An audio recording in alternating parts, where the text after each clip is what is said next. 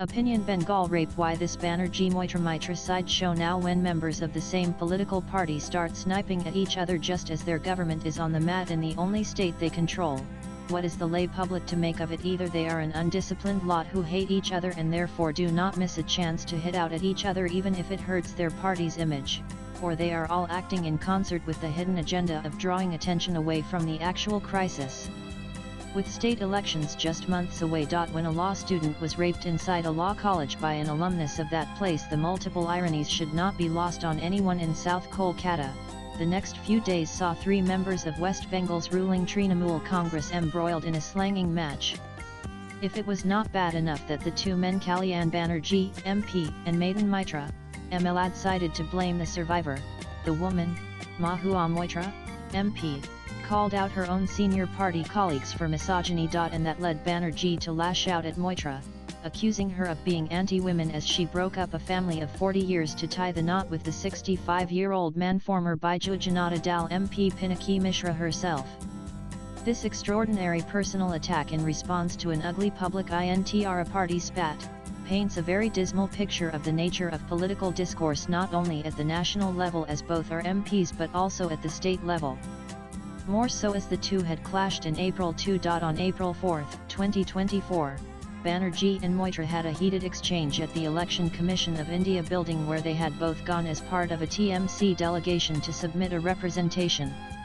It got so acrimonious that Moitra reportedly told security personnel to arrest Banerjee. Finally, West Bengal Chief Minister and TMC Chief Mamata Banerjee had to tell them to stop. But their slugfest continued as subsequent videos and WhatsApp exchanges showed. Kalyan Banerjee's use of the novel term versatile international lady became something of a meme back then, and this time he has mentioned the lady coming back from an international honeymoon. Clearly, he is not a man to let bygones be bygones no matter what Diddy decrees.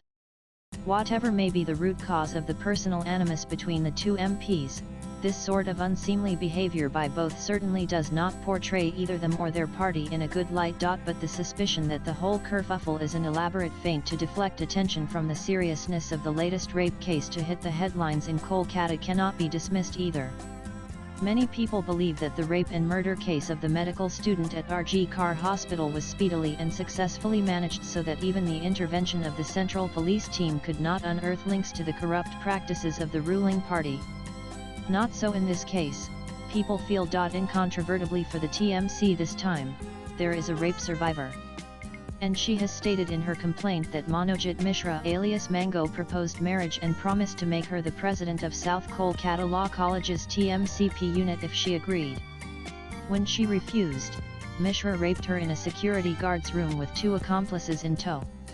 Reports have also emerged that Mishra had a habit of proposing to women, which was a code for sexual advances. Most incriminating of all is the alleged discovery of a recording of the rape on his mobile phone. Mishra wanted to keep it as leverage over the girl in future, but she proved to be braver than he bargained for. In the process, the usual managers could not hide or destroy evidence of the TMC links of Mishra, who, like the man said to be the RG Kar perpetrator, had free access to the law college campus despite not being a student there and also being a history sheeter. There is too much direct proof of the 32-year-old's gamut of nefarious deeds besides sexually harassing the women students that would not be possible without solid political backing. That includes his incredible ability to continue with his activities despite multiple charge sheets being filed against him since 2017 for a variety of crimes.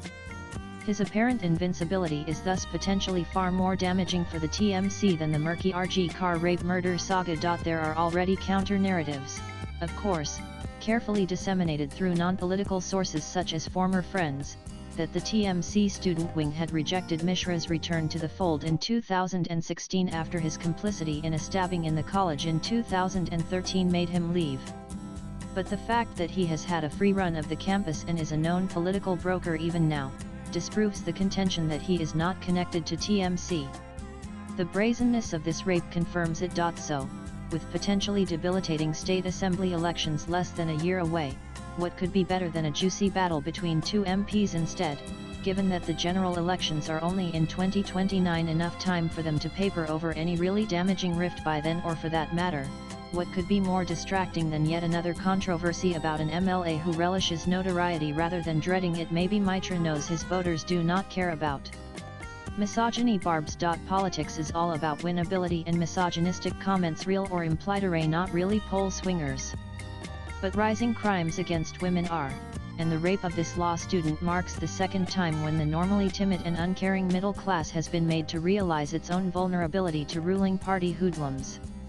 No wonder the TMC has issued show cause notices to Banerjee and Mitra and distanced the party from their impolitic utterances. With the state assembly elections round the corner, the TMC either has to get the survivor to retract her statement somehow and try to pin the blame on the BJP, which is entirely possible, or throw this dispensable party goon under the bus and prosecute him to the full extent of the law to show its bona fides.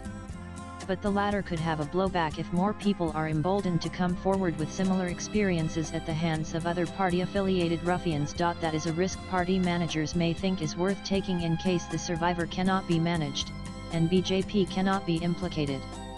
Moitra and other TMC women MPs and MLAs can always be trotted out to insist that West Bengal is actually the safest state for women in India. Any distractions in the form of tussles between a misogynistic old guard and forward-looking younger factions could also be spun as a party democracy, as Moitra has already asserted. Swipe left for next video. Indeed, the to and fro between the party office and its motor-mouth MPs and MLA are being posited as evidence of zero tolerance of misogyny, and by extension, zero tolerance of crimes against women.